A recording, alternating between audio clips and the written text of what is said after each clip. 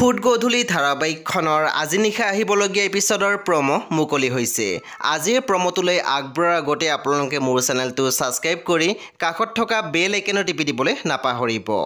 আজিৰ প্ৰমৰ প্ৰথম ভাগতে আমি দেখিবলৈ পাইছোঁ গৰিমাই কৈ আছিল, মোৰ মতে ঘৰখন চলে জানো? আপুনি কিবা এটা ডিচিশ্যন লোৱাৰ পিছত মই কথাবোৰ গম পাওঁ। তাৰপিছত আমি প্ৰমোত দেখিবলৈ পাইছোঁ গৰিমাৰ মাকে কৈ আছিল, মই যদি এবাৰ না বুলি কৈছোঁ তেতিয়াহ'লে না, বাৰে বাৰে মোক জোৰ কৰি নাথাকিবা আৰু মই কিছুমান কথা ভাবি চিন্তিহে কওঁ।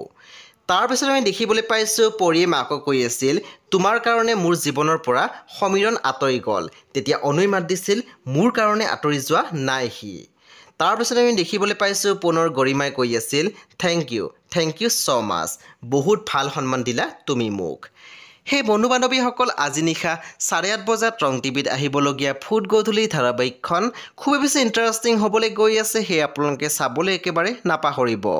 পৰৱৰ্তী আপডেটৰ বাবে আপোনালোকে মোৰ চেনেলটো ছাবস্ক্ৰাইব কৰি কাষত থকা বেল আইকনটো টিপি দিবলৈ একেবাৰে নাপাহৰিব আৰু প্লিজ আপোনালোকে মোৰ ভিডিঅ' এটা লাইক কৰি দিব।